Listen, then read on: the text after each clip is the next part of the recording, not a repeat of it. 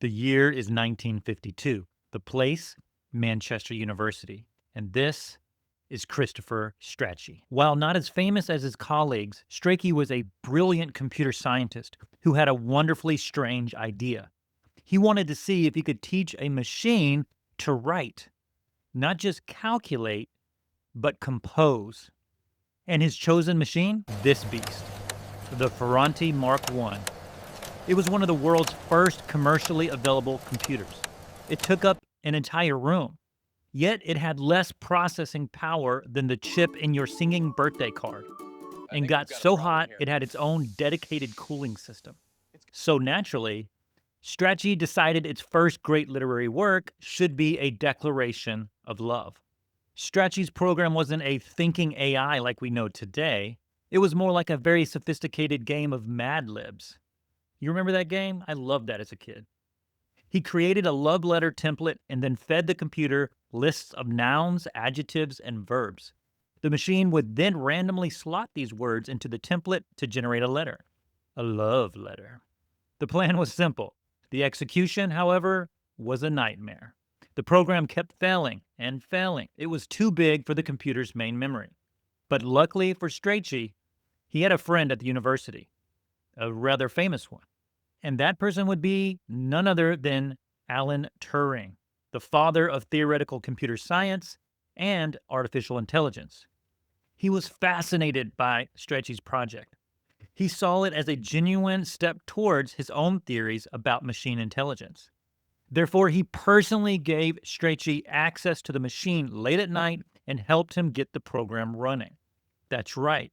Alan Turing, the godfather of AI, literally held the world's first AI love letter. After hours of work, the giant machine whirred to life. The teleprinter began to clatter, and humanity received its very first piece of creative writing from an artificial mind. And what it wrote was magnificent nonsense.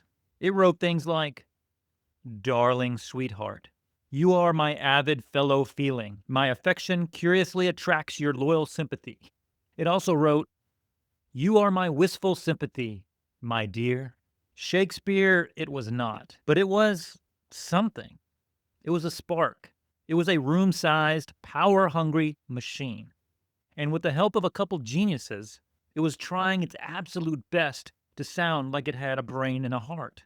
Another one of its greatest hits included this poetic line: "My fond heart yearns for your dear heart. You are my loving fervor. You can't tell me that wouldn't work on you." Maybe, a little. It's easy to laugh at these clunky, awkward phrases. But this was a monumental moment. Decades before we could ask an AI to write a movie script or a business plan or a novel or a last-minute essay, this experiment proved that computers could do more than just crunch numbers. They could play with language. They could simulate creativity. Think about it. We went from my avid fellow feeling to where we are today. The very first impulse we gave to our intelligent machines, with Alan Turing's blessing, wasn't to conquer or calculate. It was an attempt, however clumsy, to connect, to express love. And in a world where we constantly worry about the future of AI, there's something oddly comforting and deeply human about that. To truly understand how remarkable this is, you have to understand the man himself. Christopher was a British computer scientist, a pioneer in programming language design. For example, he developed what's called the Combined Programming Language, or CPL, which apparently influenced a lot of other programming languages. He coined terms like polymorphism and referential transparency. And who doesn't use those words every day? He even created one of the first video games. Essentially checkers. In fact, he had lots of first, not just one of the first video games, the first love letter program, but also some of the first computer music. He programmed a rendition of God Save the King, and that's believed to be the first time a computer played music, maybe ever, which is just crazy to think about. Here's what that might have sounded like.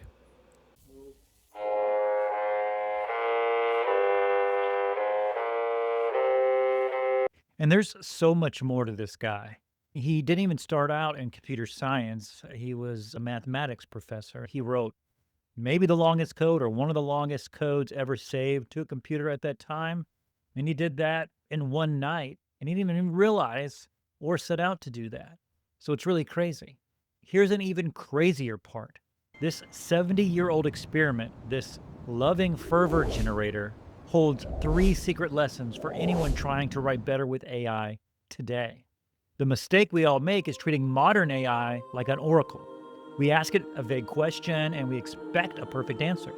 But Christopher Strachey didn't treat his machine like an oracle. He treated it like a system. And yes, I've probably said his last name different every single time in this video. Strachey didn't just say, write me a love letter. He built the entire scaffolding. He gave it the template, the vocabulary, the rules. He was the architect of the entire process. Now, the Strachey method prompt. Instead of a lazy prompt like, write a story about a detective in the future, be the architect. Give the AI a detailed template. Write a 3-paragraph story intro. Paragraph 1. Introduce Detective Kato in a neon-lit ramen bar in Neo-Kyoto, 2099. He is exhausted.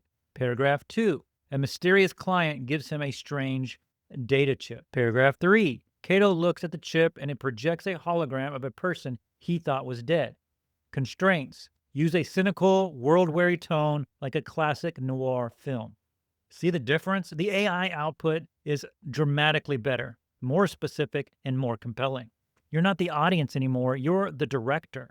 The second secret is embrace the magnificent nonsense. Strachey's program was brilliant because it was weird. My avid fellow feeling is a terrible line, but it is an interesting one. It's a creative spark. If you have writer's block, don't ask the AI to write for you.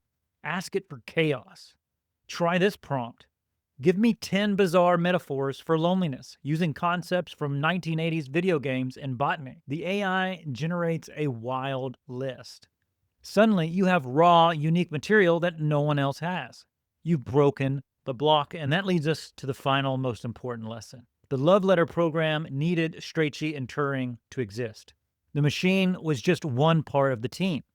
The same is true today. The AI's output isn't the final product.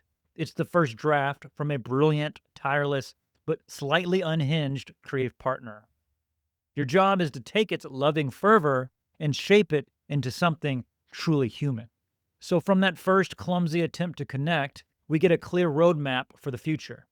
Be the architect, use the chaos, and always, always be the final human editor. Because that's how you turn artificial intelligence into artistic intelligence. I want to end with one of his famous quotations, at least one that's attributed to him.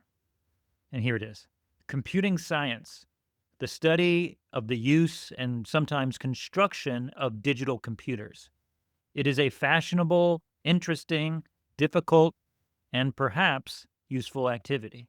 Perhaps indeed. If you enjoyed this little trip down computing and AI writing history, make sure to subscribe for more stories you won't find anywhere else. Even in an abandoned ancient tunnel. Thanks for watching.